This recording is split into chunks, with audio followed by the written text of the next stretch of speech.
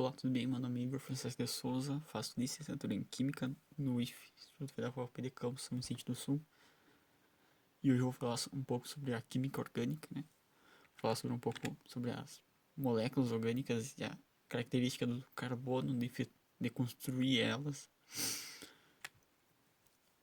Sendo as principais características a sua distribuição eletrônica, que é um S2, 2S2, 2P2, pode realizar 4 ligações com átomos diferentes, ou seja, elemento tetravalente.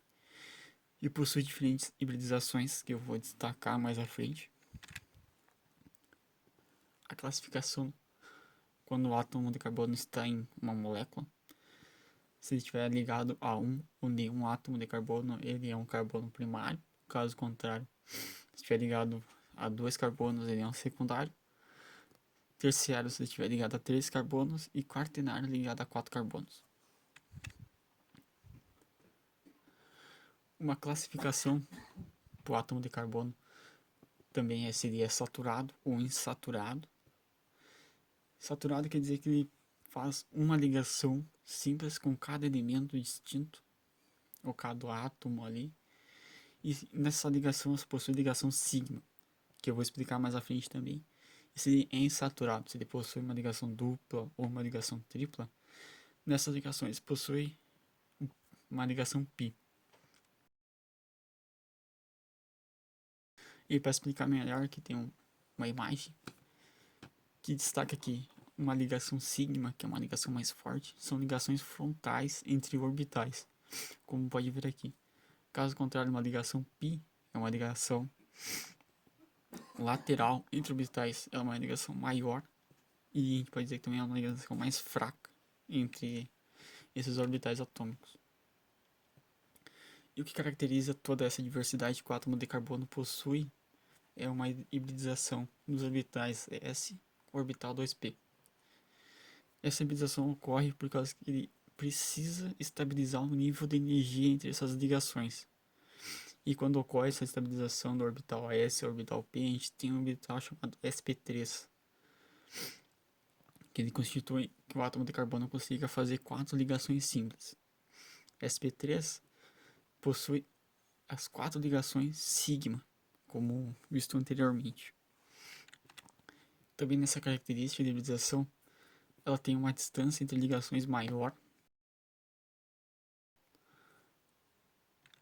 Na ligação sp2, que quando ocorre a gente não tem a hibridização total dos orbitais, a gente tem um no orbital p, que a gente chama de orbital p puro, que ele não compõe essa hibridização.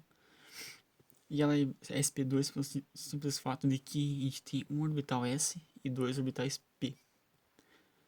E também o orbital p, ele pode ser chamado de p puro, pois é ele que efetua essa ligação pi entre as moléculas.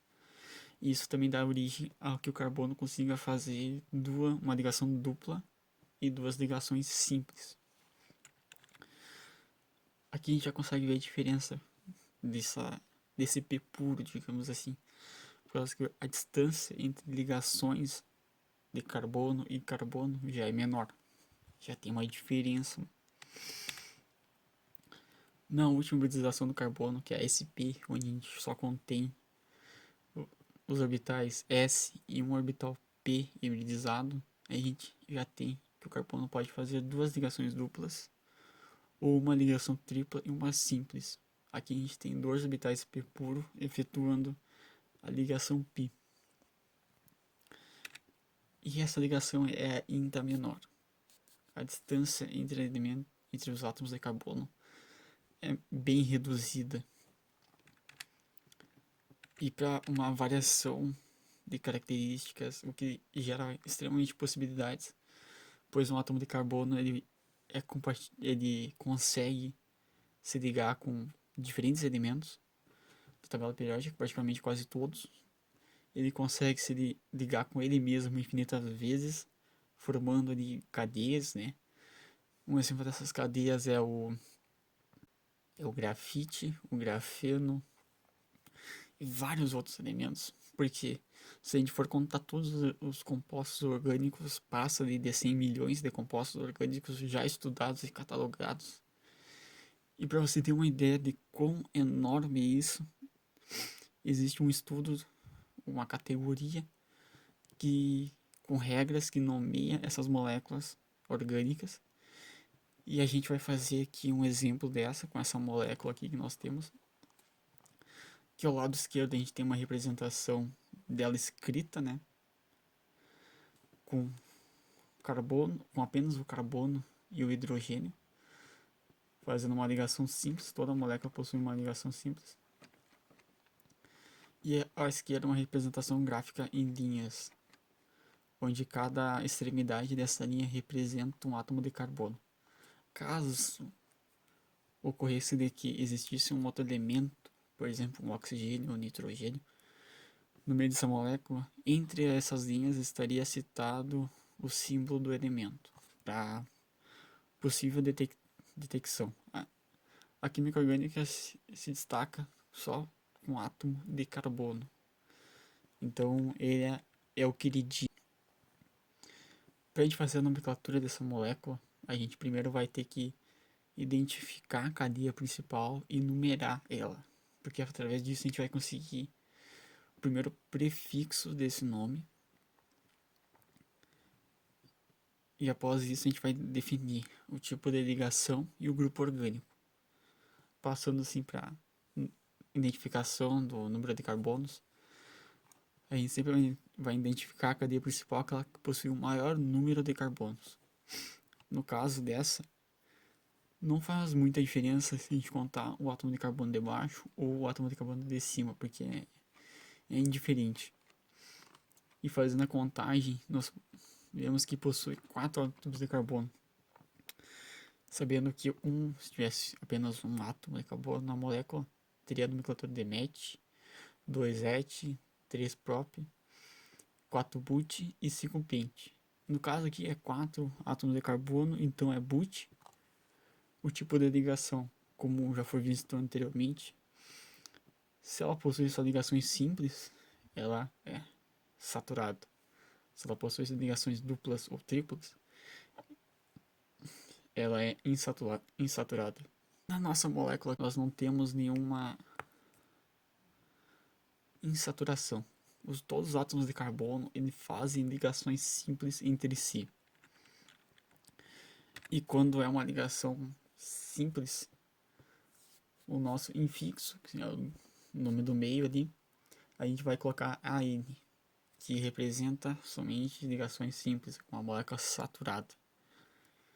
E o nosso grupo orgânico, que seria a constituição da nossa molécula, ela apenas possui carbono e hidrogênio, se destacando por uma função de um hidrocarboneto. Se ela possuísse algum outro elemento, essa função, esse grupo orgânico seria outro, né? No nosso caso, carbono e hidrogênio, então ela é um hidrocarboneto.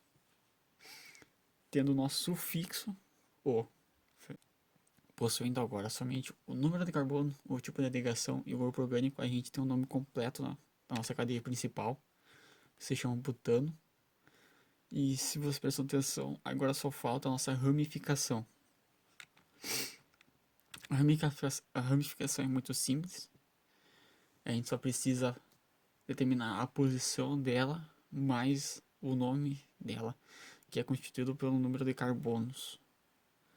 E a cadeia principal a gente já achou, então é só deixar ela de lado ali. A posição do carbono, a gente sempre vai fazer a contagem através da cadeia principal, estabelecendo que a ramificação sempre fique na extremidade mais perto, na menor extremidade. No nosso caso aqui, a ramificação vai ficar no carbono número 2, porque se a gente fosse da esquerda para a direita, nossa ramificação concorda que ela ficaria no carbono número 3, o que não faria muito sentido, já que possui a opção dela estar no carbono de menor número, que é no carbono número 2. Feito isso, achando a posição, a ramificação é muito simples, porque ela somente possui um traço indicando que só tem um átomo de carbono. E um átomo de carbono, como foi visto anteriormente, é metil, é MET. Então a ramificação fica com metil. Tendo a posição agora, que é no carbono 2, a ramificação, que é metil, mais o nome da cadeia principal, nós temos o nome completo da nossa molécula, né? Que é 2-metilbutano. Essa molécula constitui 4 átomos de carbono. É uma molécula saturada, função de um hidrocarboneto. Possui uma ramificação no segundo átomo de carbono. E essa ramificação só possui um átomo de carbono distinto dela. É muito interessante a gente fazer essa nomenclatura, porque ela é algo que ela traz de um órgão de química chamado IUPAC.